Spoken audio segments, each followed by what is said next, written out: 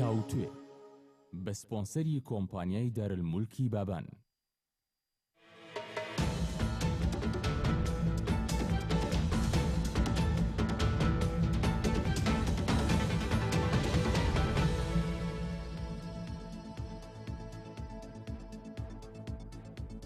This is NRT Daily News Analysis. سڵاوتان لەبێ بەڕێزان، کارزان عوسمانم لە ستۆدیۆکانمان لە هەولێری پایتەختەوە لەگەڵتانین بۆ تاوتوێکردنی پرسە گەرم و گرنگەکانی ڕۆژ. لە ئێستادا کۆی لایەنە سیاسەکان باز لەوە دەکەن کە دەبێ پەرلەمانی کوردستان کارا بکرێتەوە. زۆر بە سادەیی دەپرسم، ئەگەر لە ئێستادا و لەم دۆخەدا پەرلەمانی کوردستان کارا بکرێتەوە، دەتوانێت چی لە دۆخی ئێستای هەرێمی کوردستان بگۆڕێت؟ ئاخۆ پەرلەمان ئەگەر لە ئێستادا کارا بکرێتەوە، دەتوانێت پرسە گرنگەکان کە بۆتە هۆی ناکۆکی نێوان لایەنە سیاسەکان بە دیاریکراوی پرسی سەرۆکایەتی دەتوانێت لە ناو پەرلەمانی کوردستاندا ئەم بابەتە یەکلا بکاتەوە، یان دیسان دەبێت لایەنە سیاسەکان لە دەرەوەی پەرلەمانی کوردستان بۆ خۆیان ڕێککەن و ئەو کات پەرلەمان بیکات بە یاسا. تاوتوێی ئەم بابەتە دەکەم لەگەڵ میوانەکانم. ڕابوون معروف پەرلەمانتاری بزوتنەوەی گۆڕان، سوپاس بۆ ئامادەبوونت کاک ڕابوون. هەروە حاجی کاروان پەرلەمانتاری یەکگرتووی ئیسلامی کوردستان، سوپاس بۆ جەنابیشت. بەڕێزان و کۆمیشی ئەوش دەرفەتان هەیە لە تۆڕی کۆمەڵایەتی فەیسبوک و لە پیجی NRT پرسیار و سەرنجەکانی خۆتان بە کۆمنت بۆ ئێمە بنووسن. من هەوڵ دەدەم لێرە زۆرترین وەڵامتان لە میوانەکانم بۆ وەربگرمەوە. کاک ڕابوون، هەرەو پرسیارە سادەیە بۆ تۆ. پەرلەمانی کوردستان ئەگەر لە ئێستادا کارا بکرێتەوانێ، قسە دەکەین لەسەرەوەی کە بۆچی کارا ناکرێتەوانێ، بۆچی تاخیر دەکرێت، بەڵام دەمێ جارێ ئەم وەڵامم دەست بکەوێتەوە. ئەگەر پەرلەمان کارا بکرێتەوە لە ئێستادا چی پێ دەکرێت؟ بەڵێ، بەناوی خوای گەورە، سڵاو لە حاجی، سڵاو لە بەڕێز، سڵاو لە بینەرە خۆشەویستەکان. لە ڕاستیدا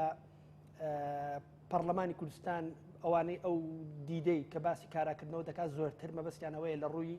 قانونیەوە بچێتە سەر کارەکانی خۆی. بەڵام ئەو دیدەی کە بزوتنەوەی گۆڕان و ئێمەمانان هەمانە بۆ پەرلەمانێکی کارە، ئێمە لە کوردستان پەرلەمانی ئەوتۆمان بە خۆمانەوە نەبینیوە.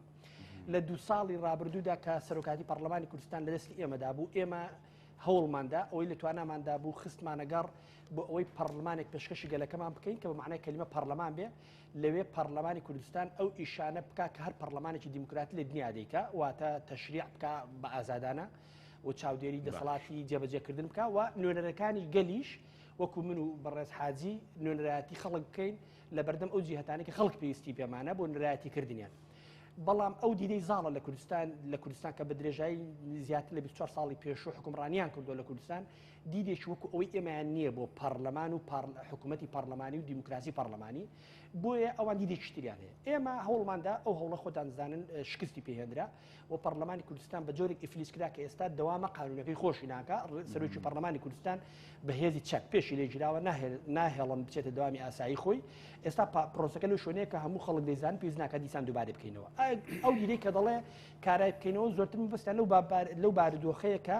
سەرۆکی پەرلەمان یا سەرۆکێک بۆ پەرلەمان بچێتەوە ئۆفیسەکەی خۆی، لەوێ دیسان وەکو 23 ساڵی ڕابردوو کە ئەو دیدەگا سیاسی شکستی خواردووە لە حکومڕانی کە فرسەت دیسان وەک هەموو جارەکانی تر باسی دەکەینەوە، دیسان مەکتەبە سیاسیەکان کۆ ببنەوانێ و پەرلەمانی کوردستان تەنها و تەنها ئیشی ئەوە بێ کە ئەو ڕێکەوتنە سیاسیانی دەروی پەرلەمان بکا بە یاسا و شەرعێتی پێ بدە. بەڵێ دیدی ئێمە لە بستنەوەی گۆڕان، بەڵام ئێمە لە بیرمان نەچی، ئێمە بەشێکن لە پرۆسی سیاسی، ئێمە هەموو پرۆسی سیاسی نین، هەروەکو چۆن پێشمان وایە هێزەکانی تریش بە هەماشەوە بەشێکن لە پرۆسی سیاسی. ئێمە دیدمان وایە کە پەرلەمانی کوردستان هەم وەک دیدی سیاسیمان هەیە، هەموو قەراریش دەرچووە لە پەرلەمانی کوردستان بووە بە قەراری ڕفەرمی لە پەرلەمانی کوردستان ساڵ 2005 کە پەرلەمان بکەین، ئێمە پێمان وایە پەرلەمان بکەین بە مەرجەعی باڵای یەکلاکردنەوەی بابەتە سیاسی چارمسازەکان لە کوردستان. دیدی ئێمە وایە، ئەو دیدەی ئێمە لە شوێنی خۆی ماوە، بەڵام مەرج نییە لەگەڵ واقعی ئێستادا گونجێ ئەو دیدا پێت وایە واقع ئەوەیە کە لایەنە سیاسەکانی تر بە تایبەتی پارتی دیموکراتی کوردستان و لە هەندێک لایەنە سیاسی تر ناکۆچیان هەیە لەگەڵ دیدی ئێمە بۆ پەرلەمان، ئەوان فراکسیۆنەکانیشان و قسەکەرەکانیشان ناشارتوانێت لەگەڵ ئەوەن هەموو بابەتە مەسیریەکان نەک لە پەرلەمانەوە یەکلا بگرێتەوە، پیان وایە دەبێت هێز سیاسیەکان بۆی دابنیشن ڕێکەوتن بکەن، دەقی ڕێکەوتنەکە بکەن ببن بۆ پەرلەمان و پەرلەمان تەنها شەرعێتی پێ بدات. ئەو دیدەی کە دەمێ بزانم ڕوئیەکی دەستە جەمعیە بۆ تەواوی لایەنە سیاسەکان و فراکسیۆنەکانی ناو پەرلەمانی کوردستان، مەسەلەیەوەی سەرۆکی پەرلەمان یان سەرۆکێک بۆ پەرلەمان یان ئەمە لایەنێکی دیاریکراوە سەرۆکێک بۆ پەرلەمان بەسم دیدی پارتی دیموکراتی کوردستانە بۆ منە، ئێمە پێمان وایە سەرۆک پەرلەمانی کوردستان سەرۆکی هەیە و بەڕێگەی یاسایی و شەرعی خۆی بۆ سەرۆکی پەرلەمانی کوردستان و ڕێگرتن لە سەرۆکی پەرلەمان بۆی بچێتە دوامی خۆی نایاساییە و ئەم بابەتە بەداخەوە لەبەر نەبوونی هۆشیاری سیاسی باڵا کەمتر لەوە سیر کراوە کە هەیە ئەمە انقلابە و ئەگەر یاسا لە شوێنی خۆی بێت تەسەورەکەم حکمی دادگا بۆ کەسانی کە ڕێگریان کردووە لە سەرۆکی پەرلەمان زۆر قورسن تەسەور دەکەمەوە بێت کە لە ئینگلیزی بێتەوە کاپیتال پەنیشمنت. باشە سپاس دەکەم بەس ئەو ڕوومکەرەوە بۆ بینەران پێم وایە بخوان تێدەگەم دەڵێم حەزەکەم ڕوونتری بکەیتەوە ینی بکەی بە من پێم وایە تەسەور دەکەم لە حاکمە بەڕێزەکانیش پرسی کەسێک بە ڕێگری بکە بە هێزی چەک لە سەرۆکی پەرلەمان بۆی بچێتە دەوامی ئاسایی خۆی ئینقلابە و بپی یاساش تەسەور دەکەم لە عێراق حکمی ئەعدامی هەبێ و کەسانی کە پەنا بۆ ئینقلاب دەبن بۆ ئاڵوگۆڕی سیاسی. سپاس دەکەم کاک حاجی کاروان هەمان پرسیار دەمەوێت بۆ چوونی تۆ بزانم و لە پاڵەوەشدا بۆ چوونی فراکسیۆنی یەکگرتووش ئەگەر پەرلەمان لە ئێستادا کارا بکرێتەوانێ دەتوانێت چی بکە؟ مەڵە بەناوی خۆی گەورە مەرەبان سپاستانەکەم وەڵاهی پێشووتر چی کردو ێسش هەرە ئەوە ئەکا ینی لەمە لە ناو واقعێکا ژین ئینسان ناوی لە واقعی ڕابکە یا ناکرێت خۆمان لە واقعەکە بدزیینەوە کە ئەم واقعە سیاسەتاڵێک بۆ کوردستانە دروست بووە ناتوانی زۆر دەستبەری بۆ هەموو شتەکان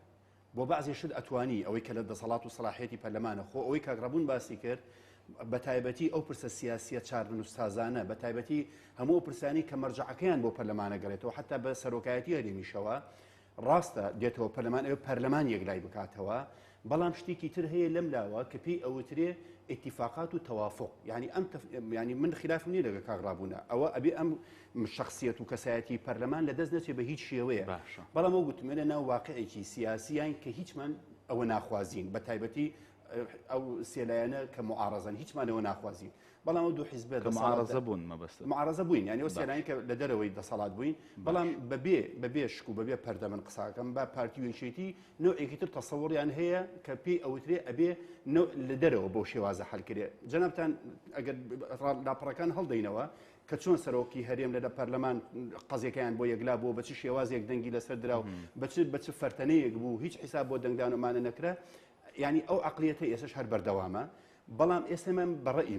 من وەکو خوێندنەوەیکی تازە ئەبێ خوێندنەوەیکی تازەمان بۆ ئەم واقعە هەبێ تەوافقێک لە نێوان ئەم بۆ چوونە بلۆگداریەی کە ئەیەوێ ئەم سیستمە بەم شێوازە بڕوا لەگەڵ ئەم بۆ چوونەی ترکە من و کاغڕابوون ئەمانەوێ ئەم پەرلەمانە ئیشی خۆی بکە ئەکرێ بۆ ئەوەی ئەم بارودۆخەمان زیاتر لێتێک نەچێ ئەم دوو پارچەیە لە کوردستان دروست نەبێ بۆ ئەوەی لایەنەکان زیاتر لە یەک نەترازیان ئەم بۆ دۆچونە نزیکەینەوە زۆر تەبیعیە قەیچێکە خۆ من ئەزانم من بۆ ئەوەی عادەتەن ئینسان کە معاملەیەکە کە تیجارەتێک کاجار وایە تۆ 100,000 خەرجەکەی بەس بۆ ئەوەی ڕیکلامێ بۆ خۆت بکەیت چوە قازانجی تری بەدواوەیە من ئەگەر بزانم بە نزیکبوونەوەی ئەم بۆ چوونی من و کاغڕابوون لەگەڵ نزیکبوونەوەی پارتی وێنچێتی بە تایبەتی پارتی لەسەر مەسەلەی پرسە سیاسیە چارەنووس سازەکان لێکمان نزیکە کاتەوە بەڵام بە مەرجێک پەرلەمان تەفعیل بێ هەندێک شت هەیە لە دەرەوەی پەرلەمان ئیتفاقی سیاسیش لەگەڵ بکرێ عیبیتیانی بەس بۆ ئەمەش ڕوونادا ڕوونادا زانین بۆ ڕوونادا لەبەرەوەی هەمووی بەسراوە بە پەرلەمانەوە لە نەتیجە مەرجعەکە پەرلەمان ئەبێ نایەنەوێ ئەو قودرەتەیە ئەو شخصیەتەیە ئەو کەسایەتیە بدرێتەوە پەرلەمان تا پرسە چارەنووسازەکان لە یەک چارەسەر بکات یەکلای بکاتەوە ئەمە ئەسبابەکان چییە؟ ئەسبابەکان بە کوردیەکەی شەڕی دەسەڵات و شەڕی سوڵتەیە خۆسەپاندنە بەسەر ئەوەی ئەگەر ئەم لە مەقامێکا بێ ئەبێ ئەم قسەی بڕوا ئەگەر ئەو لە مەقامێکە بێ قسەی بڕوا خۆی مع العلم وانە ئەگەر پەرلەمان ڕۆلی خۆی ببینێ لە یەکلاکردنەوەی پرسەکان ڕۆلی خۆیەتی ڕۆلێکی شەرعیە ئەمە بدرێ ناکرێ هەموو تەداخولاتێک لەو سوڵتە تەشریعیە بکرێ بەڵام سوڵتەی تەشریعی بۆی هەیە تەداخولات لە سوڵتە تەنفیزیەکانە بکە لەبەرەوە ئەم تێکەڵچیەشە زۆر خراپە بۆیە بەڕاستی ئێستاکە لەم واقعی کە دروست بووە ئەکرێ ئێمە جارێکی تر بە حەکیمانە جارێکی تر بە عیب نییە تەنازول بۆ یەک بە تەنازولکردن لە مەبدەئی خۆمان جارێکی دەبێت سەر ئەوە یەکەم شت هیچ عیبەیتیان نییە ڕێ بدرێتەوە پەرلەمان دەست بەکاری خۆی بێ و هیچ عیبەشیتیان نییە ئەگەر یاسای سەرۆکایەتی هەرێم بۆ نمونە گەورەترین کۆس بە برادرانی پارتی لەوە ئەترسێن ئەم وەرەقەی هەڵدەینەوە لە پەرلەمان زۆر تەبیعی من و کاغڕابوون ڕێکەوین ئەمە با ساڵێکی تر بێت مشکلەمانی ئەگەر باسەکەلەوە بێ بۆ لەبەرەوەی قوتی خەڵکی پێوە بەستراوە لایەنی ئابووری ترسی ئەومانی کە دوو ئیدارەی دروست بێ اعترازانی زیاتر دروست بێ ئێمە شتەکانی تر نەکەینە قوربانی ئەم مەسەلەی ئەکرێمە تەجیلکن بۆ ماوەیەکی کورتتر ئەمە بە ئیتفاقیاتی بەڵام لە هەمووی گرنگتر ئەوەیە ئەبێ ئەم پەرلەمانە من ڕئیم وایە تا ئەم لەحزەیە و توشمە ئەبێ پەرلەمان بەم دەستەی خۆی بەم دەستی سەرۆکایەتی خۆی دەست بەکاربێت چونکە بەڕاستی بەم شێوازە نەبێ پەرلەمان هیچ قودسیەتی نامێت بەم دەستەی ئێستا بەڵێ بە دەستی چونکە دەستەیەکی هەڵبژێردراوی شەرعی لەلایەن خەڵکو و لەلایەن پەرلەمانەوەیە و ئێستا من و کاغڕابوون چەندێ دان بەمەیە ینی وەگەڵێ حەزەری نەسەر ئەم شتێک کە ببێ ئەبێ برادرانی پارتیەوە لە کاک مەسعودەوە هەتا بچورترین ئەندامیان ئەبێ ئەوانی جواب بن چونکە پەرلەمان مولکی بوون و کاکڕابوون نییە وەکو یەکگرتو و گۆڕان مولکی پارتی وەکێتی و کۆبەڵ و هەموو لایەنەکانی ترە ئەبێ هەمووان بیپارێزین ئەمە ئەبێ پەرلەمان دەستگایەکی زۆر مقدسە ناکرێ ئەم دەستیە کەڵاو بکەنەوە لەبەر ئەوە باشترین شت ئەمەیە ئەوەی کە بە پەرلەمان کرا ئەم ماوەیە ئەگەر عقوبە بێ عقوبە دراوە بۆ نمونەکە هیچی نەکردو بەڕێی من نابووە ئەمەشی بەسەر بایەنرایە ئەگەر بۆ ئیجرایکی احترازی بێ بۆی مشکلە هەولێر بە تایبەتی دروست نەبێ و نەبێتە گرفتێکی سیاسی ئەمەشمان کرد ئەوە ئیجرای احترازیەکە تەواو بوو ئێستاکە هیچ نییە ئەگەر بێتەوە ئەمە زۆر طبیعیە کاکەگیان برادرانی پارتی ئەگەر ئەیانەوێت ئەم پەرلەمانە بەدڵیانی ئەم دەستەی سەرۆکاتی و نەدرێتەوە بە گۆڕان یا دکتۆر یوسف نەبێ حاڵەتێکی طبیعیە بابێتەوە ئیشی خۆی بکات ماوەیەکی تر لەگەڵ گۆڕانە داویشتی اتفاقێکی سیاسی بکەن بوو باشە لە شوێنێک داماژت بۆ کرد کە وتت ئێمەش هاوڕاین بۆی کە دەمانەوێت پەرلەمان ئیشی خۆی بکە بەڵام لانی کەم یەکگرتووی ئیسلامی کوردستان ڕۆڵی هەبوو لەوەی کە زەمینە خۆش بکە بۆی پەرلەمان هەستێ بەکاری خۆی ئیشی خۆی بکە ئێمە لە چۆن ڕۆڵمان ئەوە کاگرابوون نازم لە لجنەی یاساییە یا ئەوەی لجنەی یاسایی ئەزان هەر ئێمە بووین پرۆژەکەمان تەقدیم کردو لەگەڵ ئەوانەوە بە ئیتفاقی پرۆژەی ئاساسی سەرۆکایەتی ئەگەر باسی ئەوە بێت حتا ئاخر تەوقیع بە تەوقیعی ئێمە پرۆژەکە هاتەوە 19 مانگ ئەگەر لەگەڵ ئەوە نەبوو بێتین چۆن نەبێ 19 مانگ ئەو حەدەسە من نامێ بچمەوە سەری جارێکی تر هیچ علاقی بە موقیفی یەکگرتووە نەبوو کە یاسای سەرۆکایەتی هەرێم ئەو ڕۆژە بیان نەبێ و بە هەمووی ئاعترافاتی فراکسیۆنی گۆڕان کە ڕۆژەکە دانیشتون لەناو فراکسیۆنی گۆڕانە کاگڕابوون لەوێ نەبوو ئەوانوتیان شتێکی باشمان نەکرد بە وتە بێژەکەشیانەوە مامۆستا مەڕوان وتی 19 مانگ ئەبووە دانیشتمان نەکردا برادرانی یەکێتی کاک ساڵح فەقەلی و دانیشتون لەنەم NRT جۆم لێ بوو هەمان قسەیان کرد فراکسیۆنی یەکێتی وتی ئەوە ئەو دانیشتە نەکرایە قەزم ئەوەیە کە کرا نەکرا ئەمە نەتیجەکەی بوو بەڵام نەتیجەکە بەڕێی من چونکە شتی خراپتری بەدواوە بوو نەتیجەیەکی زۆر نامەقبول نییە کە لای من زۆر قبول نییە بەس نامەقبولیش نییە بۆ لەبەرەوەی ڕێگرا لە خوێن ڕشتن لە شەڕ و ئاژاوەیەکی زۆر چونکە ئەم هەولێرە پڕی دەبابە بوو وازاح بوو یعنی ئەمە حاڵەتێکی طبیعی بوو من لە ترسی خۆمان نەبین لە ترسی خەڵک ئەگەر ئەوەمان کردبێ حاڵەتێکی زۆر ئاسایی ئێستش نەچووە بچێ بەقەت هەشت مانگە ئێمە وا دانیشتوین زوخاو هاتە ناو ناخمانەوە خەفەتی دنیامان خوارد بەڕاستی ڕوومان نییە ئێستاکە لە مەحافلی دەولیە لە مجتماعاتی دەولیە کە بڵێن ئێمە وڵاتێکمانێ پەرلەمانی وڵاتیش پەرلەمانی نەبێ بەڕاستی قودسیەتی شکاوە سوپاس دەکەم کاکڕابوون بۆچی هەموو بابەتەکان بەستراوەتەوە بە مەسەلەی کاراکردنەوەی پەرلەمان من بیرما بەر لە نزیک لە 5 مانگێک هەر لە بەرنامەیەکی ناوتیدا تۆ ڕوئیایەکی جیاوازترت هەبوو وتت دەکرێ یاخود دەکرا لە پاڵەوەی کە گۆڕان ئینکاری بکالەوەی پەرلەمان کارا بکرێتەوە بۆ ستافی ئێستایەوە بەڵام هەندێک پاکێجیش بە ڕێکەوتنی سیاسی ینی بکرایە ڕێکەوتن بکرای لە نێوان لایەنە سیاسەکاندا دەمێ بزانم ئێستا شەمان بۆ چوونت هەیە پێ دوایە دەبوو هەموو بابەتەکان نەبەسترێتەوە بە مەسەلەی کاراکردنەوەی پەرلەمانەوە بەڵێ وڵا سرنجێکی بچووک لەبەرەوەی کاک حاجی بەڕێز هاوکاری بەڕێزم ئاماژەی بۆ 19 مان کرد ئەو قسەی برادری کە گوایە لەبەرەوەی دۆکمنت دەکرام گفتوگۆی ئەمە گوایە کەسێک بەنای فراکسیۆنی گۆڕانەوە پشیمانی دەڕۆی لە دانیشتنی 19 مانگ ئەو قسەی فەرمی فراکسیۆنی گۆڕانی هەر کەسێک فەرمینی قسەی دانیشتن هەر کەسێک کردبێتی قسەی خۆیەتی ئێستا کاتیەوە نەباسی 19 مانگ بکەین ئەگەر کاتی هات ئێمە بە ڕسمی و فەرمی قسە لەسەر دانیشتنی 19 مانگ دەکەین بۆچی کاتی نییە لەبەرەوەی ئێستا من گفتوگۆکەمان لەسەر بابەتی شتێک ئەگەر ئێمەتان داوەت کرد لەسەر 19 مانگ ئامادەم بدرێژم باسی 19 مانگ اینجا بام بە پرسیاری وەڵامەکەمەوە پرسیار کرد لەسەر 19 مانگ پرسیار جواب بدەمەوە بەڵام بە هەر حاڵ ئەو قسانی کە گوایە کرابن ئێمە هیچ قسێکی فەرمی نە لە قسەکەرەکەمان لە قسەکە فەرمیەکەی ئێمە و نە قسەی فراکسیۆنی ئێمە فراکسیۆنی گۆڕان لە پەرلەمانی کوردستان ئێمە پەشیمانیمان دەرنەبڕیەوە لە دانیشتنی 19 مانگ قسەی ئێمە لەو بارەوە بە فەرمی نەکراوە دانیشتی برادرانە بوو ئەوە خۆی کات هەر کەسێک بێت خۆی لێ بەرپرسە سەبارەت بابەتی شتێ حاجی هاوکاری بەڕێز ئاماژەی بۆ کە لە ئیسلام کاک حاجی پێشی ئای نەزانێت فقهێکمانێ بەنای لە فقهی ئیسلامی پێڵە فقهی واقع من بۆ خۆم سیاسیش واقعی من ئایدیال ئەوەیە لە دیموکراسی پەرلەمانیە پەرلەمان دەکرێتە مەرجع و سیاسەکارەمەکانی وڵات و کەسەکەمەکانی هێز سیاسەکان لە پەرلەمانی کوردستان فراکسیۆنەکەی خۆیان بەڕێوە دەبن ئێمە باردۆخەمانێ لە کوردستان من بۆ خۆمان دایم پەرلەمانی کوردستان و لە پەرلەمانی کوردستان ڕۆڵێکی باڵام هەبوو لە بابەتی یاساییەکان و گفتوگۆ مفاوەزەکانی پەرلەمانی کوردستان کاتێک ئەم بابەتە شکستی خوارد ئێمە پێمان وابوو دەبێت شکست نەخوار ڕێ بدەین پەرلەمانی کوردستان مەدیدی بستنەوەی گۆڕانە ڕێ بدەین پەرلەمانی کوردستان بە جۆرەی ڕێکار و ئاکار و ئەخلاقی یاساییەکانی پەرلەمانی ئیشەکەی خۆی بکات کاتێک ئەم بابەتە پەخ کرا من بۆ خۆم بووم ئەندای مفاوەزە لە شاندی بستنەوەی گۆڕان بوو چون مفاوەزەمان کردو بۆی پشتیوان بەخوای گەورە و گەلەکەمان و ئینجا هێز سیاسەکان کوردستان لەم مەزەق و تەنگشێتی کەوتۆ ڕزگاری بکەین کەواتە من بۆ خۆم بڕام بەوە هەیە لەگەڵ بارودۆخێکدا واقعانە تەعامل بکەین و بە عەمەلیش کردومانە سەبارەت بەوەی کە پرسیاری ئەوەی کە ئێمە ئێستا پەرلەمانی کوردستان چۆن بیکەینە میحورێک بۆ چارەسەرکردنی وازان پرسیارەکە سەبارەت بەوەیە کە چۆن پەرلەمانی کوردستان بکرێت بۆچی هەموو بابەتەکان بەسراوەتەوە بۆ مەسەلەی کارەکردنەوەی پەرلەمان ئەگەر لە بیرت بێ من لە سلێمانی لەگەڵ تۆ گفتوگۆم کرد من بینەرە خۆشەویستەکان بیزانوا بزانم یەکەم جارە باس دەکەم من لەو بابەتە دیدی من جیاواز بوو لەسەر لەگەڵ دیدی فەرمی بستنەوەی گۆڕان ئەوسا بارودۆخی خوڵقا بوو کە ئێمە زۆر من بۆ خۆم وشەی ئینقلاب بۆ بەکارناوە ئینقلاب بەو معنای کە تۆ پەنا دەبەی بەهێزی چەکدار بۆ ئاڵگۆڕێکی نایاسایی ڕێگرتن لە سەرۆکی پەرلەمان بەهێزی چەکدار لە سەیتەرەکانی دەوروبەری هەولێر کە پایتەختی کوردستانە هەولێر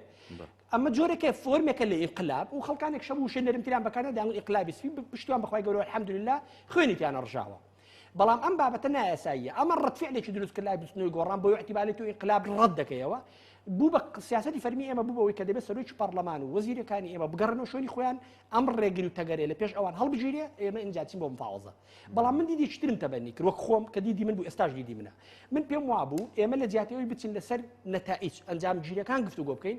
پێویستە بچین لەسەر دۆسیەکان ئەو دۆسیە ئەو هۆکارانەی کە ئەو بابەتانە لەسەری ڕوویداوە لەم بابەتەدا ڕوویای تۆ لە بچوتنەوەی جیاواز من ئێستاش من ئەو ڕێیم ئەو کێسالای تۆ دووپای دەکەمەوە من بۆ خۆم پێم وایە بە هیچ شێوەیەک هێشتا هەر تاقانەیە ئەم ڕوویایە بە تەنیا من ئەگە فرسەتم بدەیت من پێم وایە بە هیچ شێوەیەک ئێمە لە پەرلەمانی کوردستان چێشەی سەرۆکایەتیمان نییە سەرۆکی پەرلەمان شەرعیانە هەڵبژاردننی بۆ کراوە و سەرۆکی دکتۆر یوسف سەرۆکی شەرعی پەرلەمانی کوردستانە بەس هێزێکی سیاسی کە گرفت و کێشە دۆسیەکەی لای ئەو کێشەیە کە دۆسی سەرۆکاتی هەرێمە کێشەیەکی دروست کردووە لە پەرلەمانی کوردستان ڕەتفعلی ئێمە دۆخێکی وای دەقوقاند کە ئەو فعلەن لە پەرلەمانی کوردستان کێشەمان هەیە دەبێت چارەسەری بکەین من لە بنەڕەتەوە پێم وابوو هێزێکی سیاسی کە ڕێ بە خۆی دەدا بە هێزی چەک پێش لە سەرۆکی پەرلەمان بگرێ و بە تەلیفۆنێک وەزیرەکان وەزیری پێشمەرگە کە قیادەی شەڕ دەکات لە دژی ترسناکتن بە خرای تۆریستی بیجێڕێتەوە بۆ ماڵەوە بیان نێرێتەوە بۆ ماڵەوە ئەم بابەتە دەبێت گفتوگۆ جدی لەسەر بکرێ واتە ئێمە دەبێت دیاری گفتوگۆ لەسەر بکەین ئەم بابەتە چۆن ڕوویدا چۆن دەبێت ڕوو بدا و چۆن دەبێت ڕوو نەداتەوە چونکە تۆ لە دۆخێکی ئەوایە سەرۆکی پەرلەمانی کوردستان بشگەڕێتەوە بە پەرلەمانی کوردستان لا حول له ولا قوة ناتوان هیچ شتێک بکات تا ئەو دۆسیانە بە هەڵواسرای بێنەوە چارەسەر نەکرێن بۆیە من پێم وابوو دەبێت ئێمە بین لەسەر ئەم دۆسیانە دۆسی سەرۆکاتی هەرێم لە پشت دۆسی سەرۆکاتی هەرێمیشەوە دۆسی حکومڕانی لە هەرێم ئەگەر لەبیر بێنێت چێک لە بەرنامەکان تو دیسان پێشنیاری ئەوم کرد وەکو تەطبیع لە هەولێر بکەین با هەنگاوێکی سەرەتایی بۆ چاکردنەوە و ئیسلاحات لە هەموو دۆسی حکومڕانی لە هەرێم اینجا دۆسی سەرۆکاتی هەرێم اینجا بابەتی ئیسلاح ئەوەی کە ئێستا لە ناویان پارتی دیموکراتی کوردستان و ئێمە پێشتر و نیشتیمانی کوردستان یەکگرتووی ئیسلامی من پێچەوانەی ئەم ڕوویایی تۆ بۆ لەناو بزوتنەوەی گۆڕانە بەوەی کە بێئومێد بوون لە گفتوگۆ و دانوستان لەگەڵ لایەنە سیاسیەکاندا نمونەوە دەهێننەوە لە پاش نۆ کۆبوونەوە هیچ نەتیجەیەکمان نەبینی هیچ ڕێکەوتنێکی لەبەرهەم نەهاو لە پاشە و کۆبوونەوەی پێنج قۆڵی کە دەکرا لە نێوان لایەنە سیاسیەکاندا ئەو قسەی فەرمی ئێمە نیە ئێمە لە گفتوگۆ ئێمە گفتوگۆ وەک ئامرازێک خەبات سیر دەکەین لە خەباتکردنیش نەبێ ئومێد دەبین نەماندوو دەبین ئێمە لە گفتوگۆکردن و فاوەزەکردن هەم لەگەڵ پارتی دیموکراتی کوردستان و هەم لەگەڵ هێز سیاسەکانی تر نەماندوو بووین نەبێ ئومێد بووین بەڵام بیرڕای فەرمیمان ئەوەیە دەبێت گفتوگۆکان لە زمینەیەکدا بکرێن بەرهەمیان هەبێ پارتی دیموکراتی کوردستان دۆخێکی خوڵقاندووە گفتوگۆکان وەک زنجیرەیەکی بەتاڵ بەردەوام دەبن بەرهەمیان نابێ دیدی فەرمی بستنەوەی گۆڕان ئەوەیە پارتی مەفروزە نێتێکی باش نیشان بدا بۆی کە فعلەن پارتی وەک هێزەکانی تر دیدەگای گۆڕاوە بۆ پرۆسی سیاسی و حکومڕانی لە کوردستان ئەمە نێتێکی باش بێ بۆی پرۆسەیەکی گفتوگۆ دەست پێ بکەینەوەیە کە بەرهەمدار بێ نەگوکەوەی پێشوو بەرهەمی نەبێ فعلەن گفتوگۆکانی پێشوو بەرهەمیان نەبوو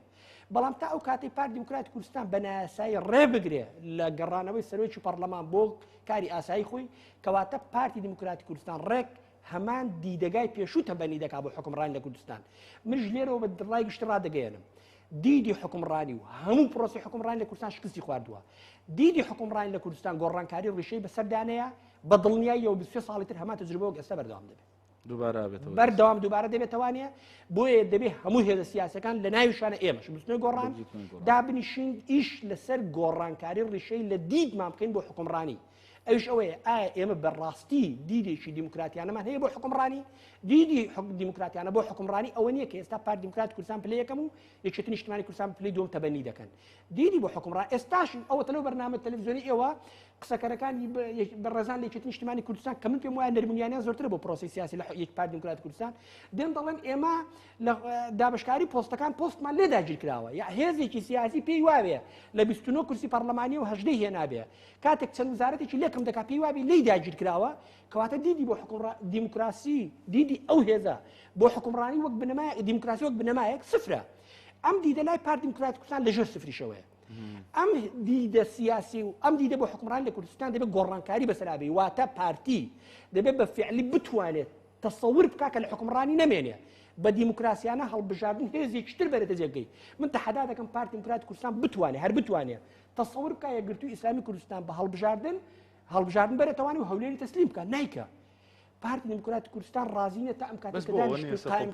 لە کوردستان بەشێکی زۆر لە پۆستەکان لەگەڵ یەکگرتووی ئیسلامی کوردستاندا لە ناو منطقەی یعنی ئەم پرسیارە لەوەوە دەکەم ینی بۆچی ئەم ڕوئایەشەیە لە بزوتنەوەی گۆڕانەوە کە زۆر جارۆک و غرور ناو دەهێنرێ بۆی کە پێی وایە پارتی یەکێتی لایەنەکانی تر هەموو معدەنێکی خراپنەوەی کە ڕوایەکی باش و معقولی هەیە من پێم وایە لێرە وەک دیدی فەرمی بزوتنەوەی گۆڕانیشە بزوتنەوەی گۆڕان لەسەر ڕخنەوە نیە بزوتنەوەی گۆڕان بەشێک لە پرۆسی سیاسی هەموو پرۆسی سیاسی جێی ڕخنەیە بەڵام ڕخنە بە حیساباتە من بۆ نمونە لە بەرنامەکەی شا لە ڕوودا و بووە بزانوتم یعنی ئێستا من ناتوانم یەقەی یەکگرتووی ئیسلامی بگرم بەڵام دۆسینەوەت بۆ شەفاف نییە لەبەرەوەی ناحەقیە ئەگەر من یەقەی یەکگرتووی ئیسلامی بگرم لەسەر دۆسینەوەت ناحەقیە یەقەی بزوتنەوەی گۆڕان بگری لەسەر گەندەڵی سیاسی و گەندەڵی ئابووری دەبێت هێز سیاسیەکان واتە بە ئەوانە یەقەی ئەوانە بژیرێ کە بەرپرسن لە دۆسیەکان ئێمە بەرپرسن لە دۆسی حکومڕانی لە کوردستان تا یاخی ئێمە بگرین ئێمە لە سەرکاتی هەرێمان پێەیە نەهێزی چەکداری حزبیمان هەیە نەهێزی ئامنی حزبیمان هەیە دەستگای هەواڵگری حزب وای هەتا دوای پێ بڕۆ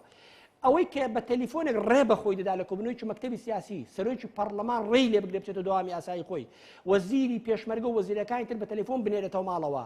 و دڵنیام ئەمە هەمان شت بوو هەموو هێز سیاسەکانی تریش وایە ئەم هێزە پوتێنشال قابلیتەوەی تیا هەمان تەجروبە دووبارە بکات و هێز سیاسەکانی تر ئەو پارتی دیموکراتی کوردستان پلەی یەکەم کەواتە دەبێت بچی یەقەی پارتی دیموکراتی کوردستان بگری بابەتێکی کاکەرنە بەلای منەوە زۆر گرنگە یەکێک لەو دەستکاری و ئیسلاحاتانی کە دەبێت بکرێت دیدێک کە بەلای منەوە زۆر بنەڕەتیە ئەو دیدە ناعادیلانەیە ئەوش ئەوەیە هەمووان وەک یەک تاوانبار بکەیت من نە یەکگرتووی ئیسلامی بۆ منە کۆمەڵی ئیسلامی وە تەسەوریش دەکەم ڕۆژێک لە ڕۆژان پشتگیری سیاسی و دیدی سیاسی یەکگرتووی ئیسلامی بستنەوەی یەک کۆمەڵی ئیسلامی بکەم بەڵام کۆمەڵی ئیسلامی و یەکگرتووی ئیسلامی بەرپرس نین لە حکمی سیستەمکاری لە کوردستان ئەوەی بەرپرسە بە پلەیەکەم پارتیە ئەوەی بە پلەی دوای بەرپرسێکی نیشتیمانیە تا ئەم دیدە هەموو هێزە سیاسیەکان وەک یەک تاوانبار بکە و پێی وابێ هەموو وەزیرەکان من بۆ نمونە پێی وابێ مەسعود بەرزانی و شورا مستەفا وەک یەک تاوانبارن حاجی کاروان و پەرلەمانتارێک لە فراکسیۆنی پارتی وەک یەک تاوانبارن من و وەزیر سەرۆکی حکوومەت وەک یەک تاوانبارین ئەم دیدە کەواتە نێتی هێناوە ئەم کوردستان لەم زنجیرە بەتاڵە بەردەوام بێ دەبێت دیدێکی ئازایانە تەبەنی بکرێت لە کوردستان بێتە دیدی فەرمی کە ئەوش ئەوەیە بۆ هەر دۆسەیەک یەخەی ئەو کەسە بگرێت کە بەرپرسە بە پلەی یەکەم لە کوردستان پارتی دیموکراتی کوردستان لە ئیفلیسکردنی پرۆسی سیاسی بەرپرسە بە پلەی دووەمیش یەکێتی کە هاوکاری پارتی دیموکراتی کوردستان دەکا لە بەردەوامی لە هەمان خولانەوە لە بازنەی داخراوە ئەم عەقڵ و دیدەگایە دەبێت بەو بچێتە سەر ئەو سکەیە ئینجا دەبێت ئێمە ئومێدمان هەبێت کە لە کوردستان توانین گۆڕانکار ڕشین باشەکە حاجی سەرنجی تۆ لەسەر مەسەلەی ڕوویا بۆ مەسەلەی حکومڕانی لە هەرێمی کوردستان و ڕوویا یەکگرتووی ئیسلامی کوردستان لانی کەم چۆنە بۆ دیموکراسیەت و حکومڕانی لە هەرێمی کوردستانە من دەست خۆش بێ بەس ئەمەیەک ولا حەزی لە سەقسەکانی بلای بەڕێ خۆشەویستم کاگڕابوون ئەو خلافی کە هەیە پەرلەمان ئێستا دابنیشین چاک ببێتەوە یان پەرلەمان دەست بەکار بێ یعنی ئێستا کەو دانیشتنا ئاخر دانیشتنمان کرد کە جەنابتان ئەزانین ئێمە لە لجنەیەک بووین و برادرانی گۆڕانیش باشە زان کە ئێمە زۆرجار ینی من بەناو خۆم سوپاسیانەکەم لەبەرەوەی بە ئێمە و تۆ ئێوە لە جیاتی ئێمە لەوێن ئەو زۆر گرنگە بۆ ئێمە یان برادرانی پارتی پێم تۆ کاکەی لە جیاتی ئێمە قسە بکەن ئێمە هەتا ئاخر لەحظە داوامان کرد کە دانیشتن مامۆستا محەممەد فەرەج لەوێ بوو بە کاک مەسعودی وتی پێشی هەموو کەس دوم کەس ئەو قسەیەکی لەو جانیشت وتی ئەبێ پەرلەمان دەست بە کار بێتەوە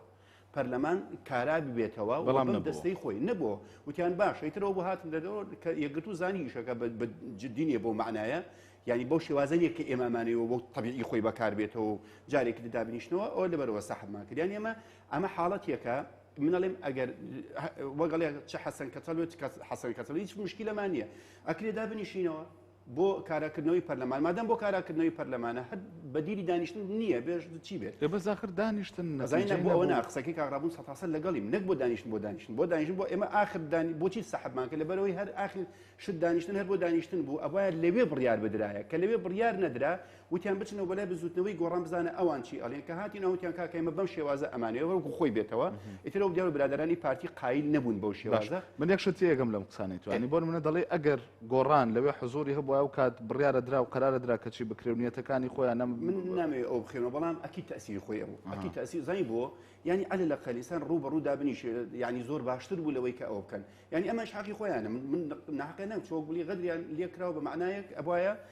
نالێ مووقیفیان بگرتایە ئەکرێ مووقیفێکی ترژان بگرتایە ئینسان ناکرێت حەدیبی وەکو ئاسن طبیعی نەرمونیانیەکمان بەرامبەر یەکتابێت تەنازولیش نییە لەنە مەبدە لە ئەخلاقیاتی سیاسیشمان ئەم حکومڕانی کوردستان ینی بەڕای منیش تعریفی نایە واضحە ئەم دوو جەمسەریە لە 91ەوە تا ئەم لەحظەیە هەردوو جەمسەریە هەچ کەس حکومی خۆی ئەکا تەنها ئێمە گاڵەمان زۆرە و ئینە قسەمان هەیە و زەختمان هەیە و ئەم بابەتانەیە حکومڕانی لەم وڵاتە ئەبێ عەقلیەتێکی ئەو عەقلیەتە بە بەعنا کەلیمەیە کە ناوینانێم دۆگما قورسە بەڵام عەقلیەتێکی ڕەقی عەقلیەتێک کە نەرمونیانیتیانە یان ڕوئیای سیاسی مستەقبەلیتیانە بەڕاستی تۆ کوردستان بەرەو چۆبەری ئێمە تەنها داوامان کرد لەم جارە بۆچێن پەرلەمانم دەردەی بەسەرهات وتمان پەرلەمانی بێ یان ڕیاسی بێ سەرۆکایەتی بێ ئەم دەردەی بەسەرهات ئێکاکە تۆ بێ ڕوئیایەک تێ بۆ مستەقبەل ئەگەر پەرلەمانیە ئەبێ ئەم پەرلەمانە سەلاحیەت و دەسەڵاتیە بێ ئەگەر سەرۆکایەتی بێ یان ئەگەر سەرۆکایەتی و یانیش پەرلەمانی بێ دیاری ئێستا دیار نییە کاکازان هەتا مستقبلێکی سیاسی تەوانێت پەرلەمان دیاری بکات پەرلەمان مستقبلێکی سیاسی بۆ وڵاتە دیاری نەکە نابێ و هەتا هێزی چەکداری لە بن دەستی ئەم دوو حیزبە نەیەتە دەرەوە ئەم ناتوانین ڕوئیای سیاسی ناتوانین زۆر جار ئەم خەتایانە بە بەرۆکی پارتی وەکێتیە هەڵدەواسرە وەکو دوو هێز کە حکومدار بوون لە هەرێمی کوردستان داوانە باشە بەڵام ئەمە خاڵی لاواز نییە بۆ هێزێکی وەکو یەکگرتووی ئیسلامی کوردستانیش کە لە نەوەتەکانەوە خەباتی سیاسی دەکا وەکو ئۆپۆزیسیۆن وەکو بەشدار لە حکوومەتە جیاوازەکانی ژانی ئەو کاتی سەروەختی دوو کابینەی نەیتوانیوە دەستکاری ئەم ڕوئیایە بکە نەیتوانیوە جێدەستی خۆی لە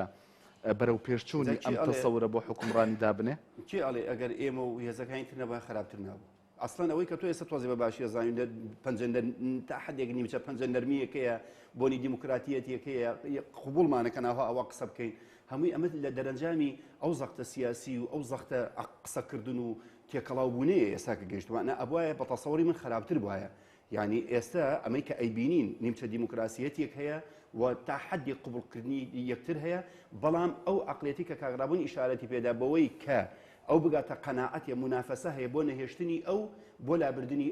ئەوە نەگەیشتوتە قەناعەت بەڕێی ئێمە خلاوات ئێمە خلافێکمان لەگە بزوتنەوەی گۆڕان لەمەیە هەبێ ئێمە وەکو یەکگرتوو نەفەسمان درێژە لەمە تا حدێک نەفەسمان درێژە بۆ تەغییر و گۆڕانکاری تەغییر و گۆڕانکاری بە میلەت ئەکرێ نەک بە حیزب ئەو نقطەیە زۆر مهمە ئەبێ ئەو میلەتەی کە پارتی وێچێتی دروست کردووە ئەوانی کردو بە حکومڕانی هەر ئەو میلەتە خۆی بگاتە قەناعەت بەوەی کە ئەم کەسانە بۆ نمونە یەکگرتوو پارتیش نەبێ یەکێتی نەبێ یەکگرتوو کەڵکی حکومڕانی نییە قورئانیش وا ئیشارەتی پێدا إن الله لا يغير ما بقوم حتى يغيروا ما بأنفسهم معناه چییە ئەبێ ئەم ئینسانانە ینی خلاف خەلەفەکە خلاف عفوا ضعفەکە تەنها لە مەسەلەی ئەو عەقلیەتەی حکومڕانی کوردستانە با بەڕێوە نە ئەو خەڵکەی کە ئەم حکومڕانەی دروست کردووە ئەوش بەرپرسیارەکە کارزان خەڵک حکومڕانی دروست کردووە خەڵک پێغەمبەری خوا ساسمە فەرمێ انصر أخاك ظالما ومظلوما ئەبێ تۆ دەستی کەسێ بکری زاڵم بێ یان مەظلوم بێ مەظلوم بەبێ دەستی بگری بۆی سەرکەوێ گە زاڵم بێ دەستی بگری زوڵم نەکات ئەبێ میلەت لە میادەوری هەبێ نەک ئەوەی ئێمە بۆمان کراوە ئەوەتە زەختی جەماوەریمان میلەت چۆن دەوری هەبێ کە بۆ نمونەسیاسەکان لایەنە سیاسەکان ببینێ کە هەڵوێستیان ڕوون نەبێ وازەح نەبێ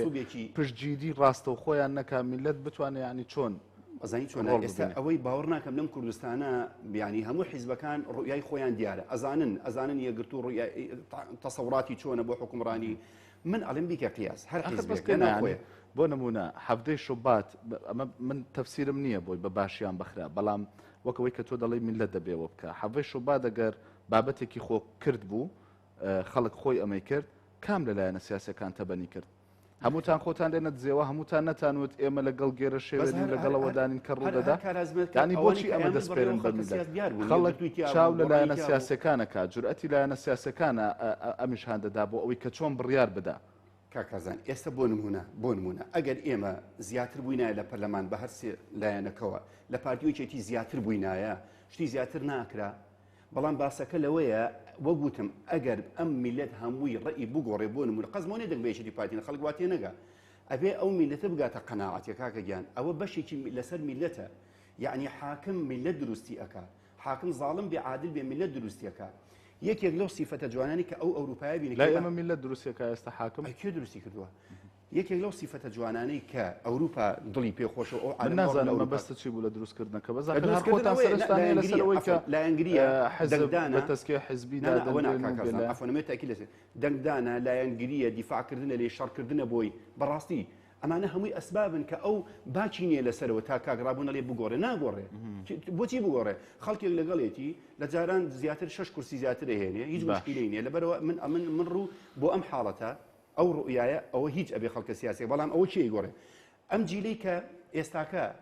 ئەم حکومڕانی ببڕێتەوە بەڕێی من هیچ ئیسفادەی لەگەڵ ئەو جیلە نییە من قەنەعەتم وایە ئەبێ ئیش لەسەر جیلێکی تر بکەین کە دوای ئەوان حکومڕانیە گرنە دەست باشە جیلی بەس تەسەورێک دروست بوو من دیسان دێمەوە سەر و بابەتە چون کامەوێت سەرنجی کاک ڕابوونیش بزانم تێگە پرسیارەتە بێ لەسەر 19 مانگەوە منش قسەم هەیە و قساکەم بەڵام خۆ تەسەورێکی شە بوو بەوەی دەوترا ئەگەر یەکگرتووی ئیسلامی کوردستان نەبوایە ئەگەر ئەو هەڵوێستە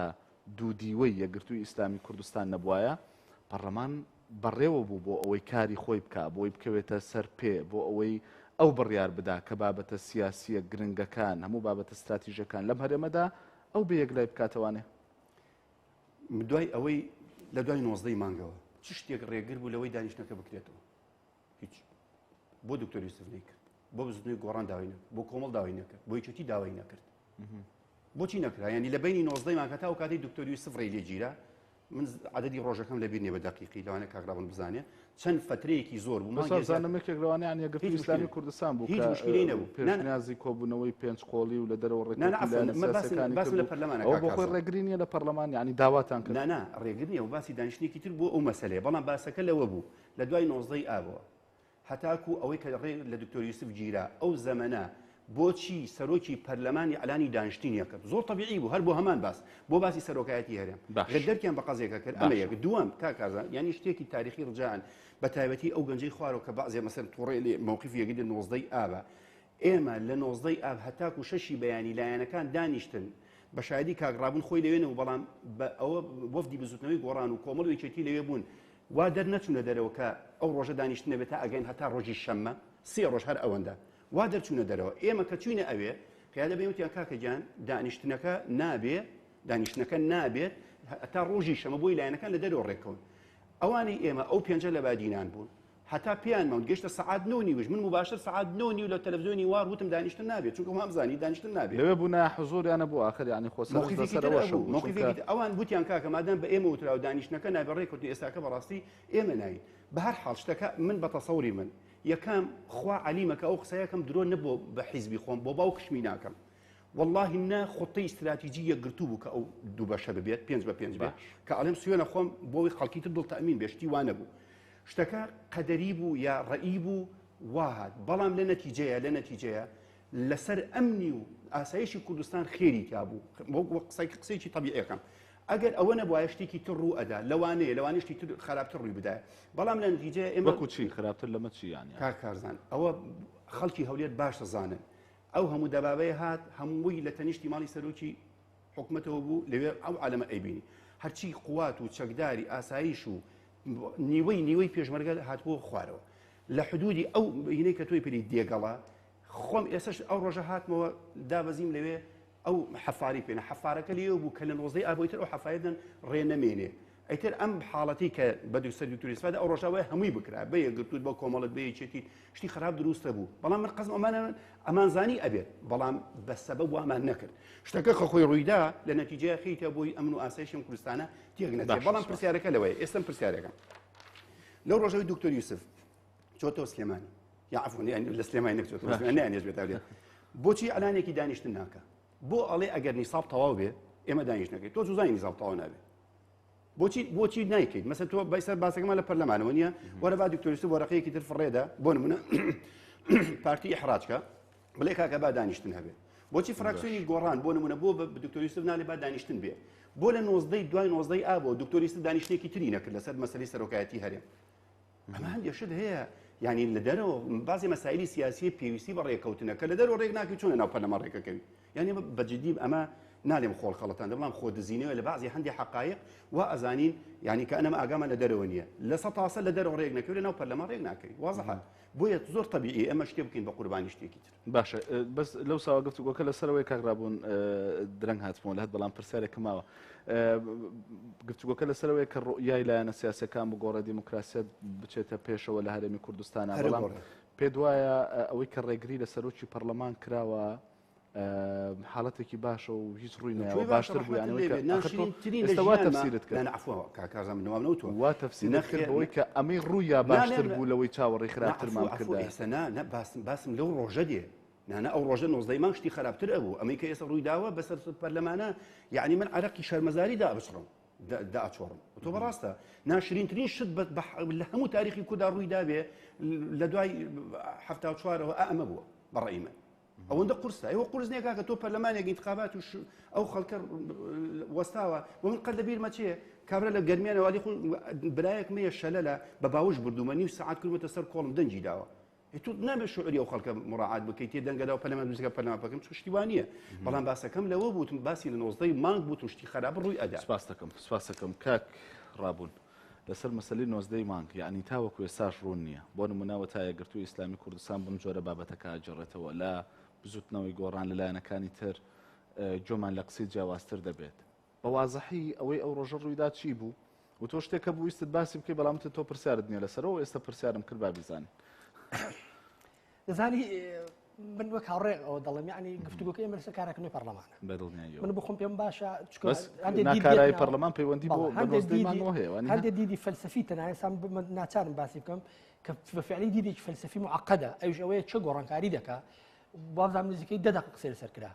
کەم پێم وایە پێویستە بۆ بەرنامەوانێ ڕەنگە تۆزێکی مومیل بێ یعنی خەڵک حەز نەکە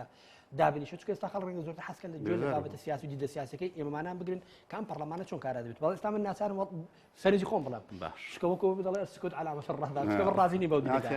طبعا دیدەکەی کاک حاجی کەم ڕێزێکی زۆرم بۆ دیدەکە هەیە دیدێکی اخوانیە ئەو دیدە ئەوەیە کە لە جیاتی کە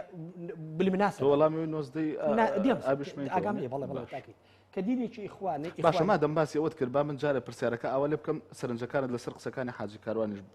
بکەیانی من پرسیارێکم لە کاک حاجی کرد سەبارەت بە مەسەلەی ئەوەی کە ڕۆڵی ئەوان وەکو یەکگرتووی ئیسلامی چه گۆڕانکاری دەکات چه گۆڕانکاری گۆڕان لەم فترەیەدا کە وەکو هێزی ئۆپۆسیۆن دواتر وەکو بەشدار لە حکومڕانیدا بۆ نەیتوانیوە دەستکاری ئەم ڕۆیایە بکە بەڵێ تەواو دقیقە ئەو پرسیار ئەگە فرسەتم بدەیت دیدەکەی کاک حاجی دیدێکی ئیخوانیە و من ڕێزم هەیە بۆ دیدا و زۆر جار هاوکارە بۆ دیموکراسی دیدێکی حاجی کاروان چیز بەزیر ئیخوان لە چوە من لە چوە حاجیانەیە متەسەوڕ مامنە لێمە گەم میلەت نەگۆڕێ حاکم ناگۆڕ ئەو دیدە پێداگیری دەکات لەوەی کە ئەوان یەکە کۆمەڵایەتیەکانی خوارەوەی کۆمەلگان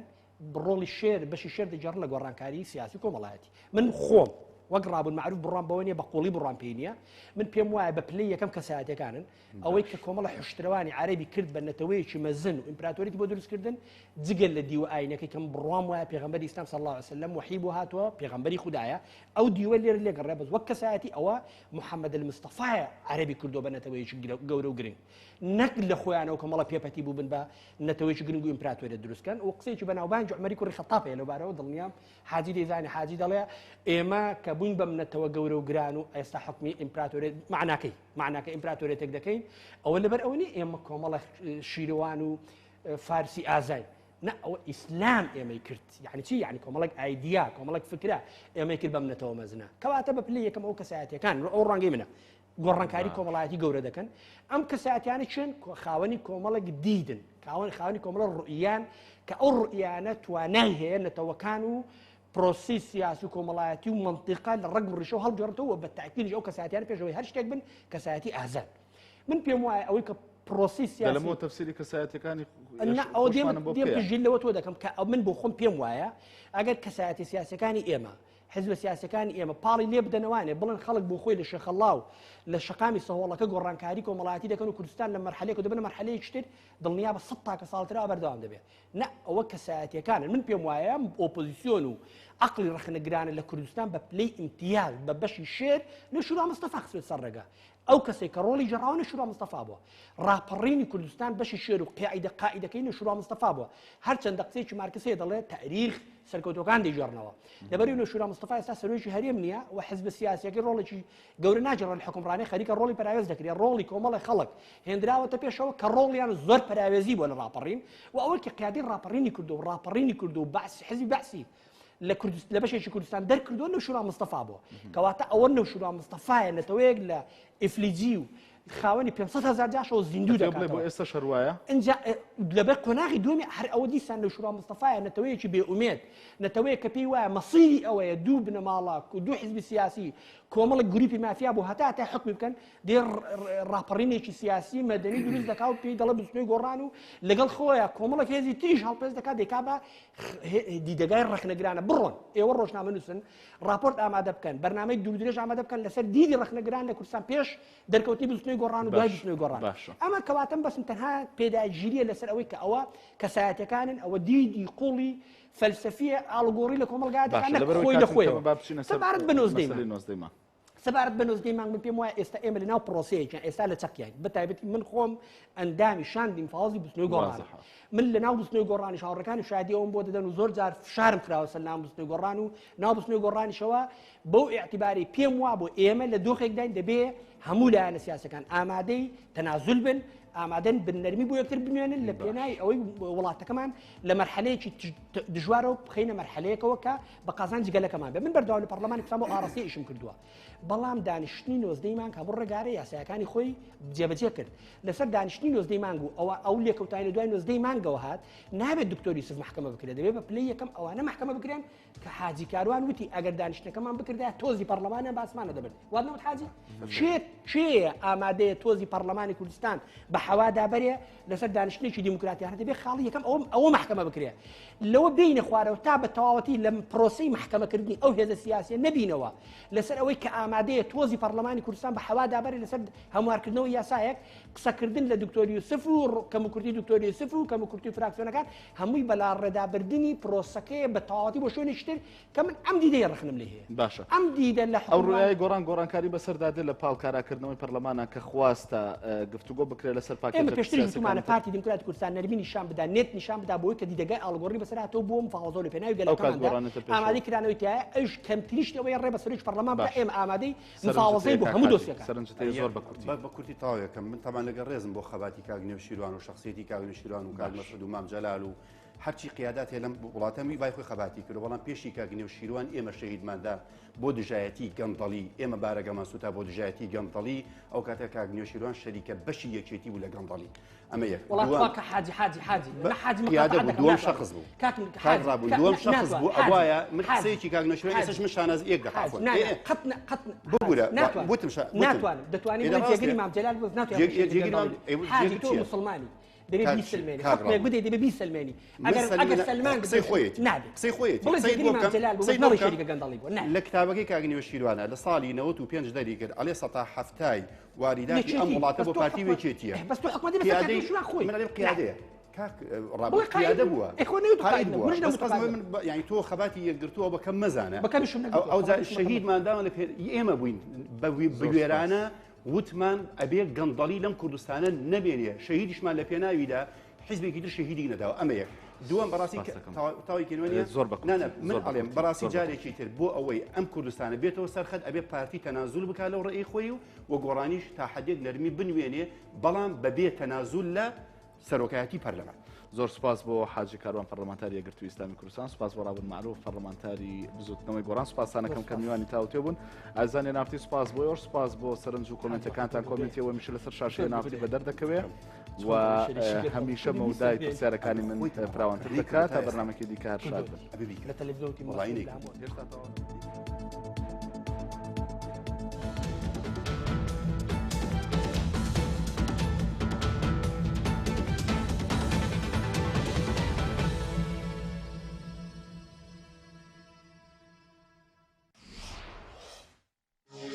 تاوتوێ